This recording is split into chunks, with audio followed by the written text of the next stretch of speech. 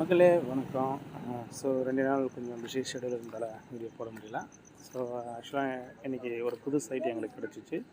So அந்த புது சைட்டுக்கு வந்து பார்த்திங்கன்னா என்ன தான் வந்து எங்கள் கம்பெனிலேருந்து இண்டக்ஷன் கொடுக்கணும்னு சொல்லி கூப்பிட்டு போனாங்க. ஸோ அதனால் நான் அந்த சைட்டுக்கு நான் இன்றைக்கி போயிட்டு இருந்தேன். ஸோ ரொம்ப சந்தோஷமாக இருந்தது. ஒரு புது சைட்டுக்கு நான் வந்து இண்டக்ஷன் கொடுக்கணும் வந்து எம்ப்ளாயீஸ்க்கு அப்படின்னு சொல்லும் போது, ஸோ என்னுடைய சைட்லேருந்து பர்மிஷன் வாங்கிட்டு நான் அந்த சைட்டுக்கு போயிருந்தேன். அங்கே போயிருந்தேன் எம்ப்ளாயீஸ் எல்லாமே கேதரிங் பண்ணியிருந்தாங்க. ஸோ அவங்கள பார்த்து நல்ல ஒரு இன்ட்ரொடக்ஷன் என்னை பற்றி சொல்லிவிட்டு நல்லா அவங்கள்ட்ட நார்மலாக பேசிவிட்டு அவங்களோட மைண்ட் செட் என்னன்னு அண்டர்ஸ்டாண்ட் பண்ணிக்கிட்டு தென் வந்து பார்த்திங்கன்னா சேஃப்டி இண்டக்ஷனை அவங்களுக்கு புரிகிற மாதிரியே நான் ஸ்டார்ட் பண்ணேன்.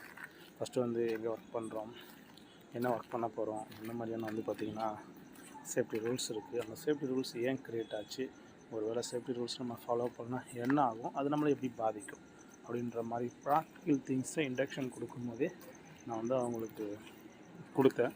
நான் வந்து அவங்களும் ரொம்ப என்கரேஜாக வந்து கூட நிறைய பதில்கள் எனக்கு கொடுத்தாங்க. ஸோ ரொம்ப சந்தோஷமாக இருந்துச்சு. ஒரு இன்ட்ராக்ஷன் வந்து ஒன் சைட் கம்யூனிகேஷன் மட்டும் இல்லாமல் ஸோ 2 வே கம்யூனிகேஷன் வந்து ரொம்ப சந்தோஷமாக இருந்துச்சு. அந்த அளவுக்கு ஒரு புது எம்ப்ளாயிஸ் கிட்ட ஒரு நல்ல வைப் என்னால் பார்க்க முடியுது. ஸோ அந்த மாதிரி அனைத்து இன்ஃபர்மேஷன்களும் நான் கொடுத்தேன். கம்பெனி இன்க்ளூடாக வந்து இந்த மாதிரி இங்கே ஒர்க் பண்ணணும், எமர்ஜென்சி டோர் எங்கே இருக்குது, எப்படி அங்கே போகணும், இதே எமர்ஜென்சினால் என்ன பண்ணணும், தென் எங்கே போய்ட்டு வெளியில் நிற்கணும், சேஃப் அசம்பிளி பாயிண்ட்ஸு எங்கே நிற்கணும், எப்படி வந்து பார்த்திங்கன்னா டேக்கிள் பண்ணுறது எமர்ஜென்சி சுச்சுவேஷன்ஸை, இந்த மாதிரி ஃபஸ்ட் எய்ட் எப்படி பண்ணணும், ஃபஸ்ட் எய்ட் எங்கே ரீச்சஸ் எங்கே போய்ட்டு கான்டாக்ட் பண்ணணும், இந்த மாதிரியான இதெல்லாம் சொன்னேன். ஸோ சைட் ரொம்ப பெருசு அப்படின்றதால லோன் ஒர்க்கிங் அவாய்ட் பண்ண சொல்லியிருந்தேன்.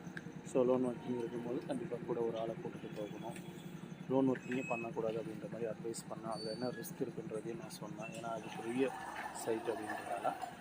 அண்ட் அப்பார்ட் ஃப்ரம் வந்து பார்த்திங்கன்னா அங்கே வந்து பார்த்திங்கன்னா கொஞ்சம் ஹீட் அதிகமாக இருந்தது. ஸோ அதனால் அது ஒரு ஸ்பெஷல் அட்வைஸாக கொடுத்துருந்தேன்.